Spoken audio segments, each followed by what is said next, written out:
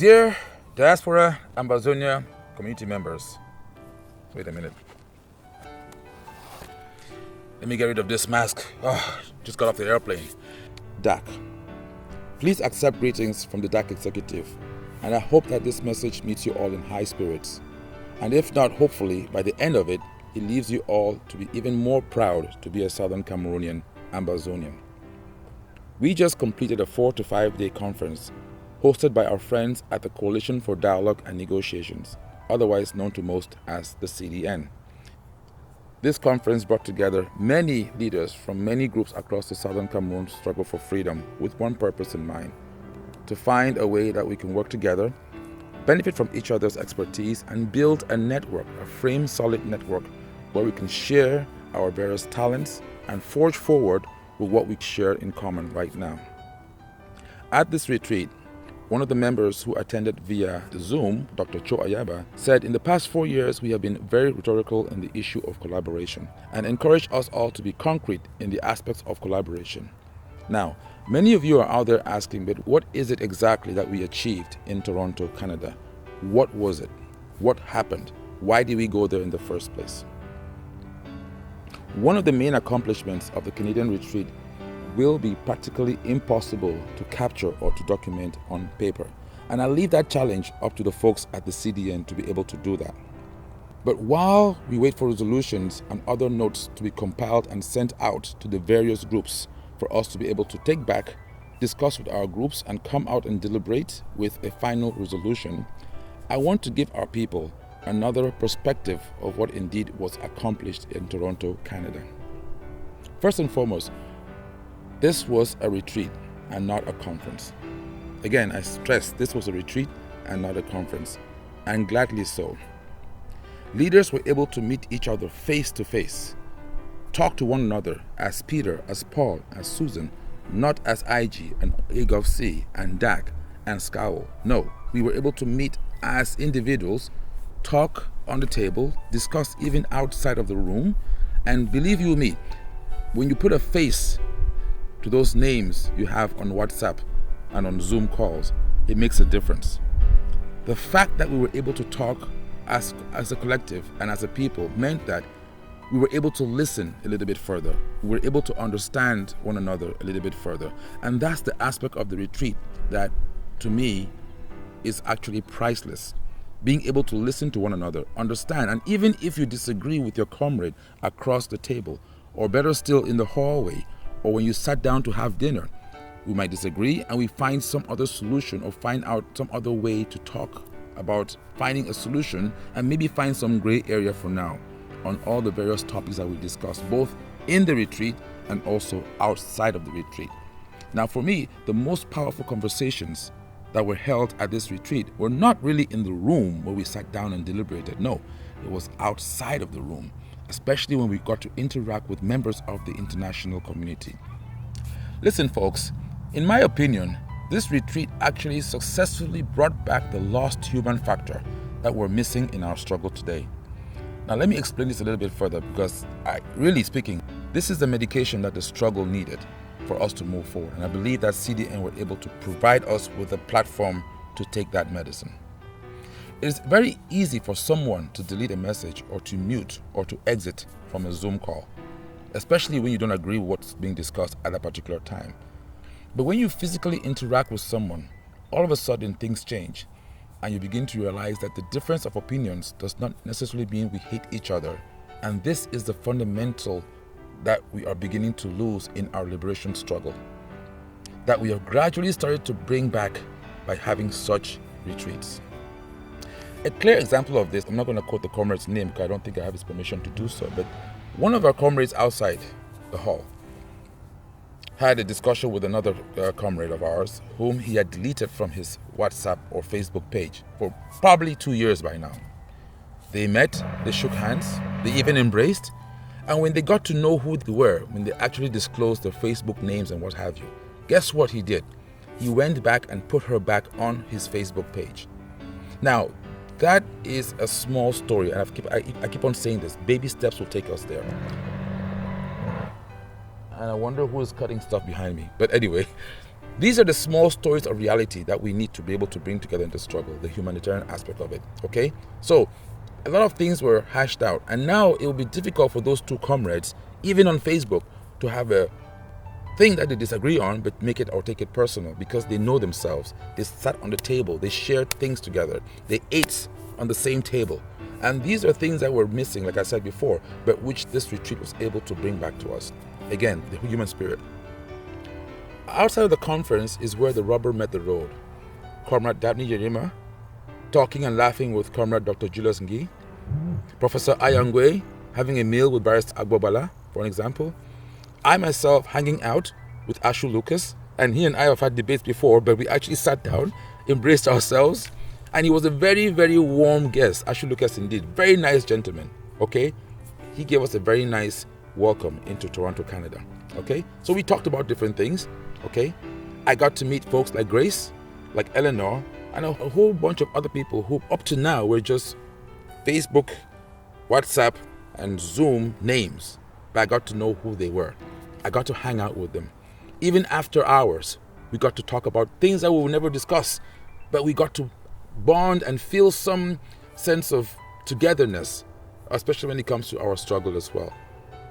Now, I want to go ahead and try to clarify some stories that we've been hearing out there. For example, I made it a point of view from Thursday up until Tuesday not to get involved with any social activity. I did not check any Facebook, any WhatsApp, nothing, because I wanted to make sure that whatever was being discussed at the retreat was not tainted by any stuff that was coming from the social media. Now, just so you know, no new groups were formed at this retreat. Now, unlike any other conference where groups are formed and dissolved as quickly as they are created, the CDN was able to provide us with a platform. And I want to stress on that. It was a platform, a way, an environment that provided a means for existing group leaders to converge and be themselves, be myself, be himself, be herself. Some of us from various alumni were able to even exchange old-time stories. And this, my friend, again, is what the retreat was able to give us, that you will not get on any platform, any social media platform whatsoever. We giggled about old times, we giggled about old stories, and you asked me, but Alem, how come, how does this all tie into the struggle? Well, it does tie into the struggle in the sense that we can now talk to each other and respect each other as human beings because we know a little bit more about each other. I know the person I'm talking to is not just another item or an icon or a click across the ocean, with an actual human being called A or B or C, whom I can learn to respect. And I may disagree with that particular person, or he and she may disagree with me, but we still sit down and find a way to work out a particular solution to a particular problem. And that's what has been missing from the struggle, because with this new technology that we have, people just click and delete as like and will, but we've forgotten or we've missed up on that human aspect, which this retreat was able to give us. Now, I leave it up to the folks at CDN when they compile all the data together to be able to give us exactly a rundown as to what happened. But I want to assure you all that we all left that retreat feeling that no group, no Southern Cameroonian should be left behind. And so the doors are still open for everyone to come aboard, and let's forge a way to be able to take this fight for freedom to the next level. Now, one other very interesting thing about this retreat was the presence of the international community. Again, to answer the question, well, what made this different? All along, for the most part, we've been dealing, especially in the public eye, with NGOs and what have you. This was one of the most heavily attended retreats by the international community. And I think that alone makes this retreat stand out from what we've had so far. The international community was able for once to interact with true representation of Southern Cameroonians, doctors, lawyers, mothers, fathers, and get a first-hand information indeed of what our people were going through. It was well represented thanks to the Irish, who were able to share with us their tremendous experience with the British and how they were able to work their way out of it and come to some sort of agreement. The Canadians, who shared with us and opened our eyes up to ways and things that we didn't think about before, and things that we should be watchful for as we try to advance our step into the whole idea of negotiations. The Swiss, who were able to tell us where they were in terms of the negotiations, and I personally asked them what they would need, what do they require of us to take this stuff to speed it up, okay? And now this notion about whether or not we signed on to the deal, when you start using words like that, people start getting a little bit pushed into a particular corner. Again, I will leave the final report to explain exactly what it is, but what I want to explain to our people is that we urged the Swiss, okay, we urged the Swiss to open up to having others come on board and help in the mediation process as well. The problem is that Southern Cameroonians right now have a lack of trust, and we said it to them. I personally actually asked, what is it that we can do?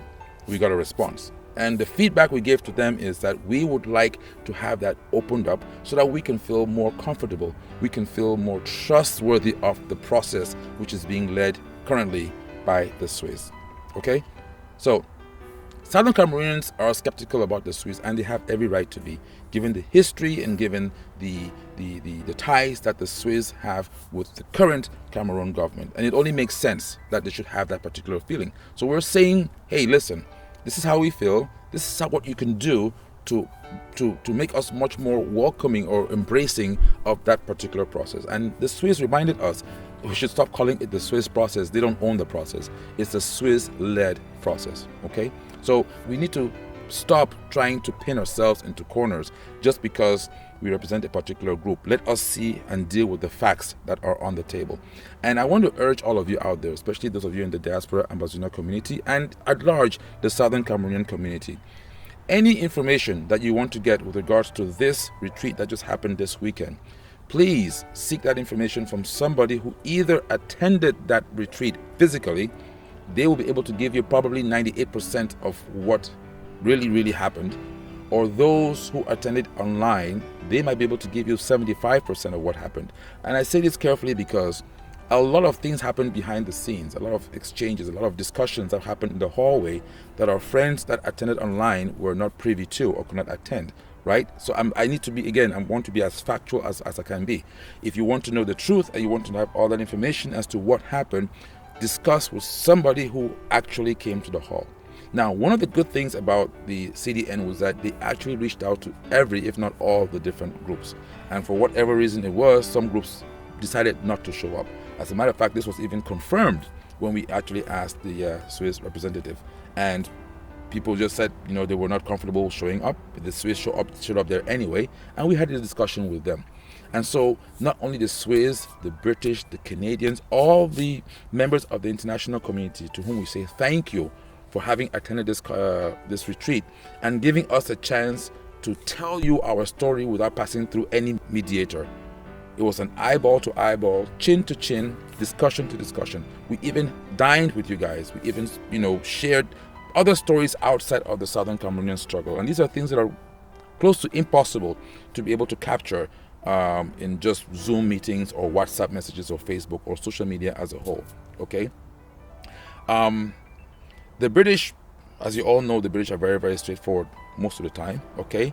They told us to our face what they thought our problem was, okay? We're faceless. And you're going to hear this quote all over the place. I don't know what that means to you, but again, whatever you can do as a Southern Cameroonian to own up for your 10% of whatever the problem is, right? Let's just say we have 10%, as somebody discussed. 10%. Let us sit down and discuss our 10% and fix our 10%. That's pretty much what it is, right? We can blame the Republic of Cameroon all we want, okay, for waging war on Southern Cameroon. Yes, that's true. But we need to own up to our 10%, especially what's going on in-house among Southern Cameroonians, and get that fixed. And that is what the CDN have started to do. Provide us with a platform, not a group, not a new organization, a platform for the groups and organizations of Southern Cameroon to come together, to be able to discuss, to be able to share, to be able to take our strengths, what we have right now, forge them forward. Our weaknesses, can we fix them? Can we work on them? Can we perfect them? Yes, we can. and it's a gradual process, but it's something versus nothing. Okay. Understanding those with opposing views, I believe, was one of the major achievements that this retreat was able to give to us, various leaders of various Southern Cameroonian organizations that were able to converge in Toronto, Canada. As I walk away with a better understanding and feeling of their positions, I now understand firsthand, talking to those who people say are for federation and all that. You know, when you discuss or you talk to some of these people, they made it clear to us that they are looking at federation as a path, okay, as a journey. Some of us believe that we can just have independence right away, and that's rightfully so. That's great.